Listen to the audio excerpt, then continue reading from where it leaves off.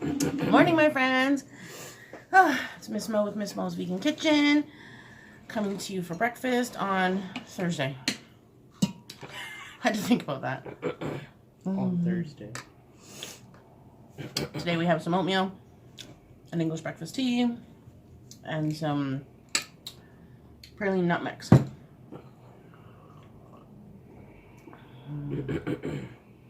That's the nut mix that I always buy. Is it? Yeah, I buy it from Stevens. I bought it at Mankey.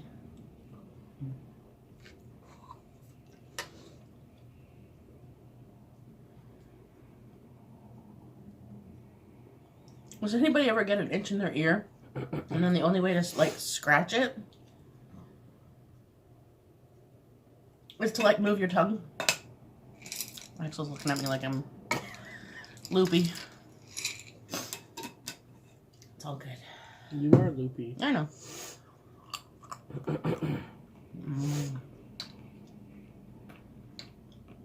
We made these. Well, I made them at Christmas time. So good. Bless you. I'll have to show you how I made them. Bless you. Thanks.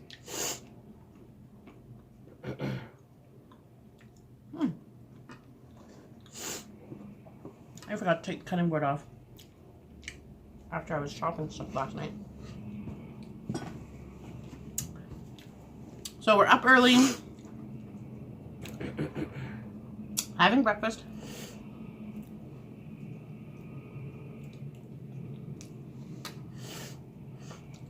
Because we have our new client this morning.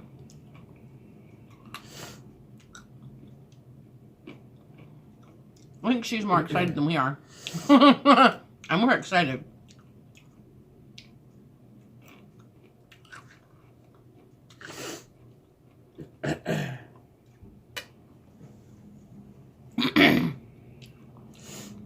The list that we made with her, woo, so long.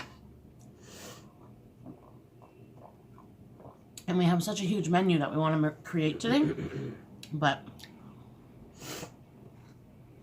we'll see how time permits to get everything done. We try to be in and out of a person's home at the longest time, 6 hours.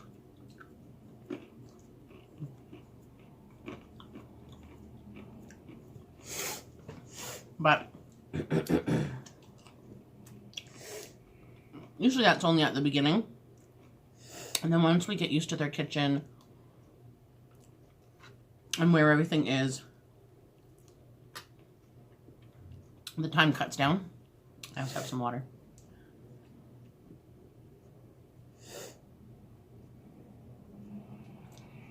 So we can get a lot accomplished in 4 hours once we know their kitchen in and out.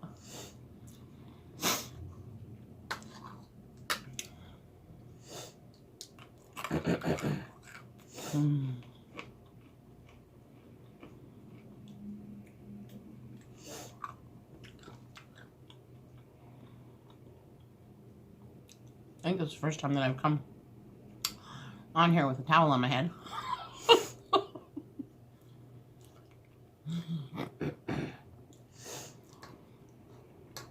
Hey, if I want to get videos up, I'm gonna film it all.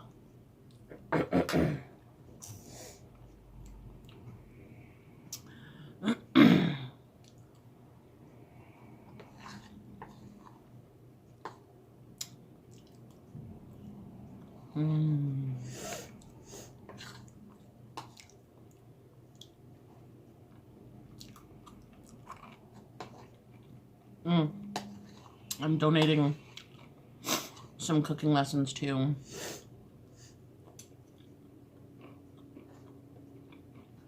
Ollie's dad's doing a fundraiser for Emily's house. So I'm going to give them a certificate just to do. And then other people who won, I think at Pasta Fest last year, contacted me and they want to do it either this month or next month.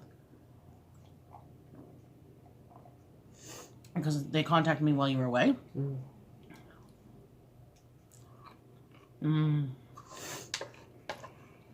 This was just instant oatmeal. Oh, here. It's not instant, but it's gluten-free quick oats. So, just boil the kettle, mix it up, and then I put some maple syrup, brown sugar. That's it. It's good stuff. So,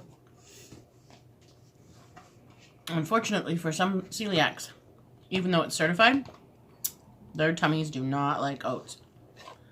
The only time that we ever had trouble was with, I can't remember the brand, but Axel had tummy troubles after he had them, even though they were certified. So, it was in a big blue bag. It came in a bag. Only oats, maybe? Maybe, yeah. Okay, so, generally speaking, they're processed in another plant, or in a plant that posts other things, right? But if you can see that, that is the Canadian Celiac Association stamp of approval. So this is usually safe if it has that on there. Excuse me. That being said, everybody is different, right?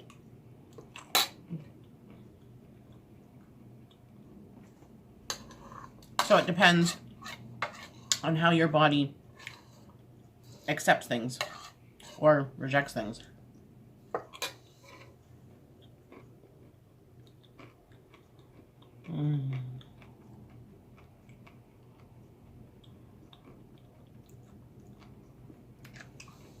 So typical symptoms of gluten intolerance. With both Axel and I, it starts with feeling sick to your stomach. And then an overwhelming tiredness. So the fact that, like, while I'm talking to you, I would just be dozing off. You can't control it. It is so weird to feel. Migraines. Sore joints. I got migraines, yeah. And every person is different. So if you get any kind of symptoms for anything, obviously you should talk to your doctor, because there's a lot of other things that all of the symptoms are basically the same, but one symptom might take that out of the line of symptoms for one anything, disease or disorder or something like that. So unfortunately, that's why it's really hard to actually diagnose some things, because they're very similar to other things. So usually doctor will tell you to try an elimination diet to see if it helps. Excuse me. So with Axel, he was sick for about 18 months. And they did every test you could imagine. And everything was coming back negative. It was horrible. He had lost about 95 pounds. And we're talking, he was, how long ago now? 5 years at least? So he was 16. Maybe even 6. Yeah, I think. Because it started when I was 15? Almost 15. Mm-hmm. So, when he first started getting sick, and we thought, okay, you know, it was a flu or something, because it has similar symptoms of a flu. And we didn't think anything of it. We thought it would pass. Well, it didn't pass. So after, I think we only let it go for 4 or 5 days, because, you know, it's kind of scary when you've got symptoms that are hurting your body. And if they don't go away within 3 days, you should really go to the doctor.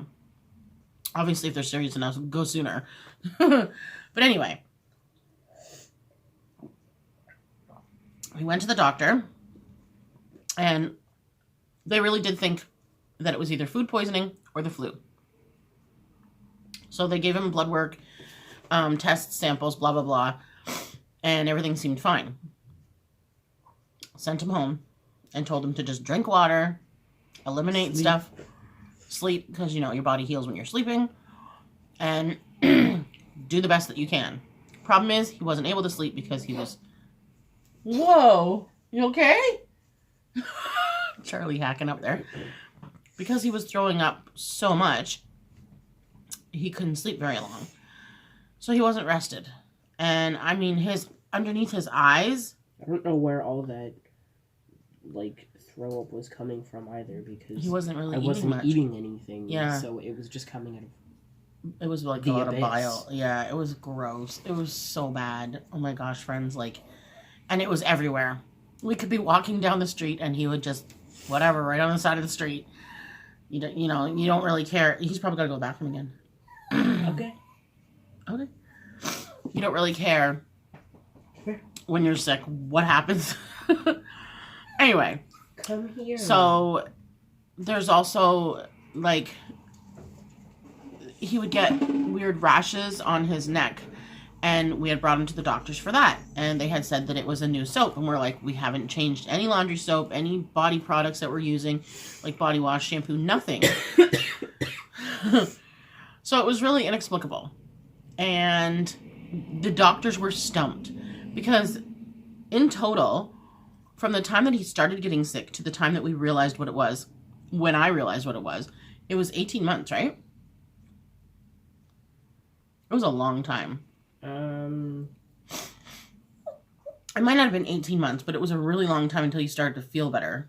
I didn't start feeling better, like, it had been, like, 2.5 years until I started feeling better. So, I think at the 18-month mark, we started to change things. And then, because we were playing with a bunch of different things, it wasn't until the 2.5-year mark that he started to feel better. Only because even once we eliminated the gluten, he was still eating things with corn.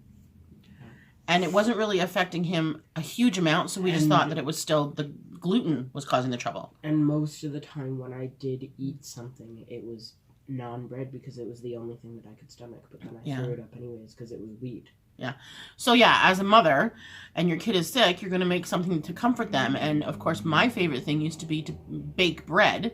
So I was baking bread pretty much every second day, and he was eating that. Excuse me. And unfortunately, it was making him even more sick. It was awful. It was absolutely awful. We really did think that at one point he had cancer because my mom had just been diagnosed with another cancer. So I even got them to test for that. So I remember when the doctor phoned me, I was walking home from doing some shopping, and they usually don't tell you anything over the phone because they're not supposed to. But she had called me. I was just pretty close to home, and I saw the number, and I'm like, oh my God, please tell me everything is okay, because they had just tested him for cancer. And I pick up the phone, and she's like, Monica, I don't know how to tell you this. And I'm like, oh, my heart just was like beating like crazy. And she's like, it came back that he doesn't have cancer. I'm like, oh, thank God. And I just started crying, like profusely crying on the street, dropped my groceries and everything, because I said to her, I'm like, I'm so happy to hear that, but my kid is still at home barfing 24/7, and we need to know what's wrong with him. So she was like, I know. So we're just going to keep trying. And I was like, okay.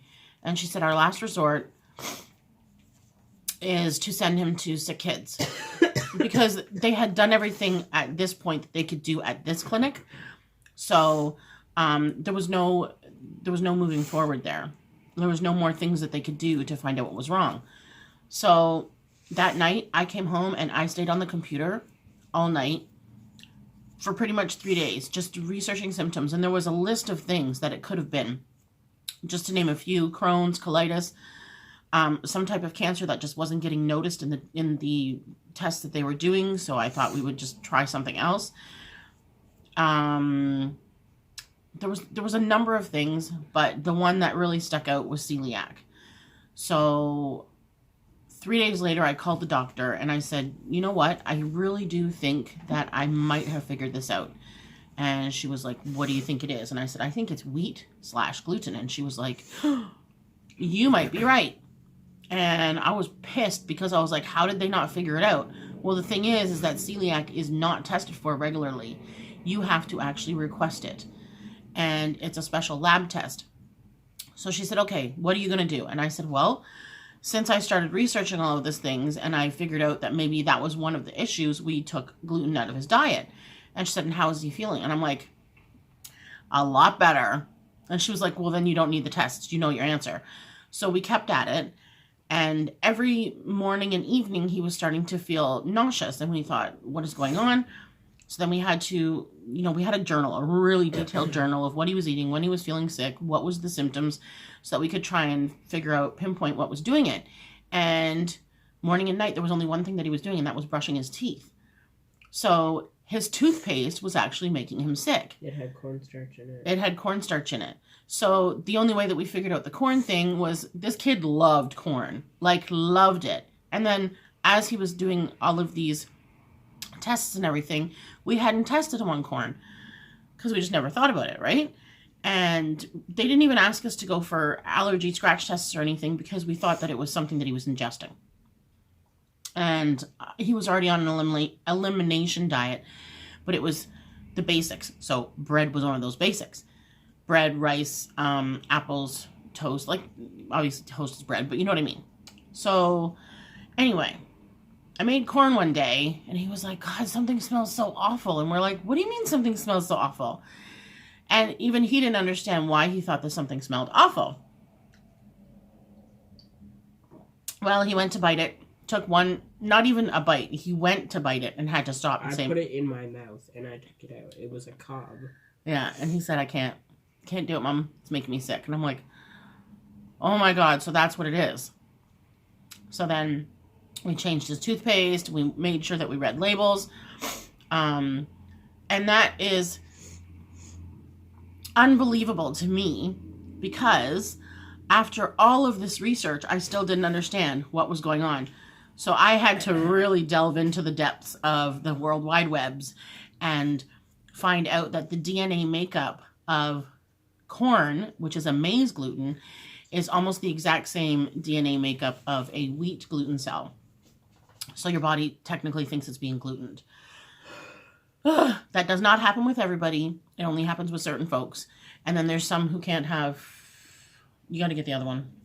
You can't take that. It's going to knock my camera over. Why? Because it's underneath the leg. No, just take the tissue out. No. Go get the one on the couch.